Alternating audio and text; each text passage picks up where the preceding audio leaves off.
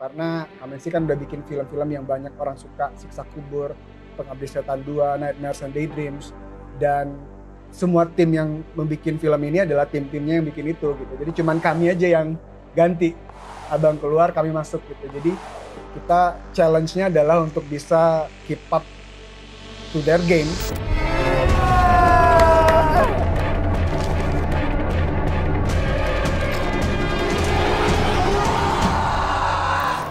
Hai Sobat Republika, aku Farah berperan sebagai Nadine di film Legenda Kelam Malin Kundang.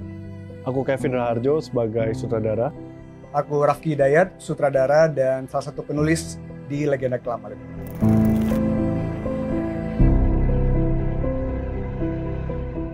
Awalnya dari Bang Joko ya, dari Kamensi ya. Alasannya karena Indonesia kan punya banyak sekali cerita rakyat, tapi kalau dilihat nggak banyak yang diangkat dari film. Karena cerita-cerita rakyat ini kan punya pesan biasanya kan, yang bagus tuh. Dan kenapa Malin Kundang? Malin Kundang adalah cerita rakyat yang paling terkenal. Dan kenapa kita bikin lebih kelam? Ini berujung kelam karena ceritanya kita bikin lebih emosional. Banyak hal mengejutkan yang terjadi, tapi mengejutkan ini juga terkait pada hal-hal yang sebenarnya banyak kita temui di Indonesia gitu, yang kita nggak bisa ungkap sekarang karena orang harus menonton filmnya terlebih dahulu untuk tahu itu. Karena di legenda yang sebelumnya Malin Kundang yang biasanya itu kan anaknya durhaka kepada ibunya, dan itu secara cerita cuma hitam putih. Dan di sini kita pengen lebih kritis lah ya, pengen lebih mempertanyakan apakah ada sesuatu di balik itu gitu, apakah ada hubungan yang mungkin tidak dijelaskan, dan apakah Malin Kundang di sini durhaka punya alasannya sendiri gitu. Itu sih yang pengen kita angkat di sini, point of view kita.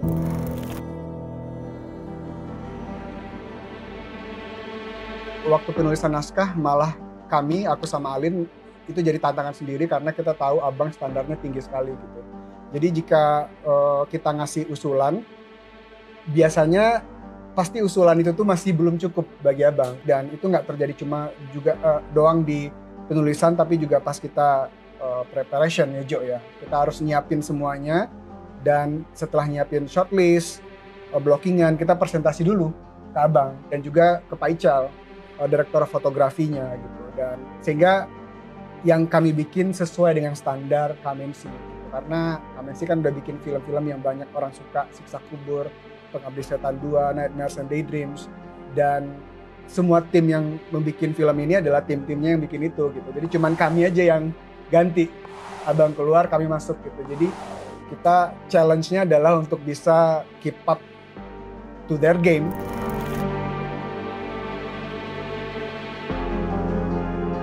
Aku pernah dengar waktu itu persiapannya mungkin justru lebih susah daripada proses syutingnya gitu. Jadi bisa dibilang kami ini sebagai aktor tuh kayak sudah tinggal melengkapi 40%-nya.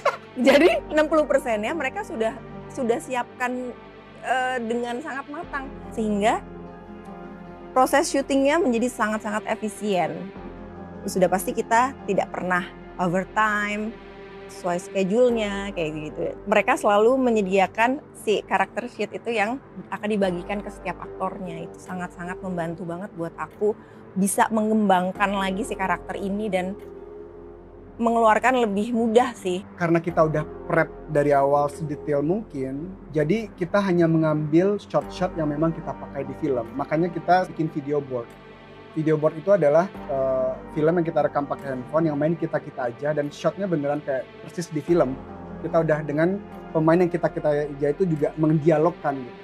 Tujuannya adalah nanti ketika syuting kita udah tahu shot apa aja yang diambil, jadi beneran efektif. Iya, dan cara seperti ini nggak cuma dilakukan oleh Kamensi kepada kami yang baru. Ini kami lakukan karena Joko Anwar juga melakukan, sehingga kita cuma syuting 16 hari tapi tidak ada overtime seperti film panjang yang biasa 1 jam 40 menit.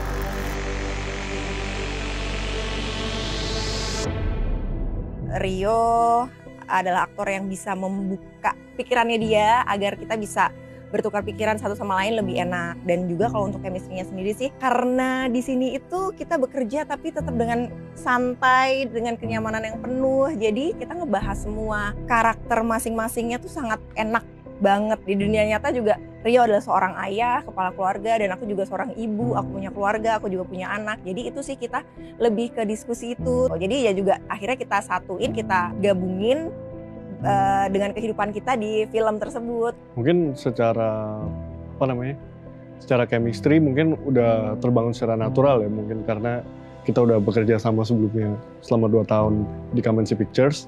Terus habis itu untuk di project ini kita di awal itu emang udah berdiskusi dulu. Jadi dari semua shot, semua treatment, semua plan blocking, semuanya itu kita udah omongin di awal. Jadi ketika kita syuting kita pengennya udah satu suara gitu di lokasi, dan itu membuat syuting kita jadi efektif sebenarnya. Ketika kita di lokasi semuanya itu kita udah tahu, udah terplan.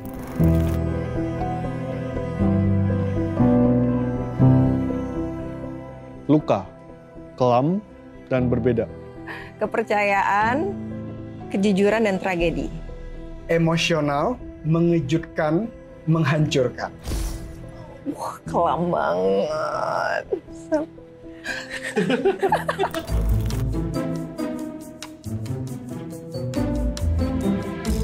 Yang pertama, lensa. Kamera. Bener. Bah.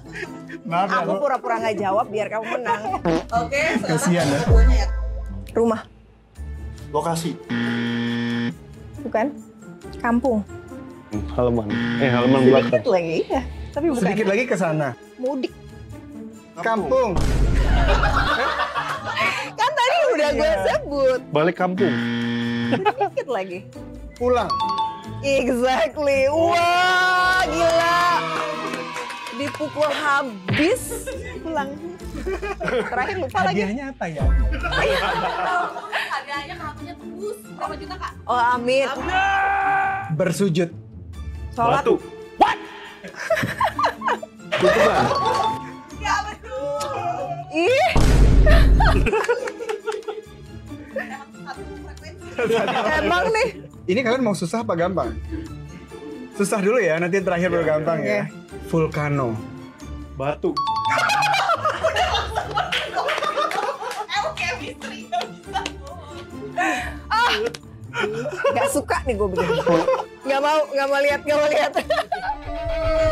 Jangan lupa saksikan Legenda Kelam Malin Kundang. Di bioskop mulai 27 November 2024.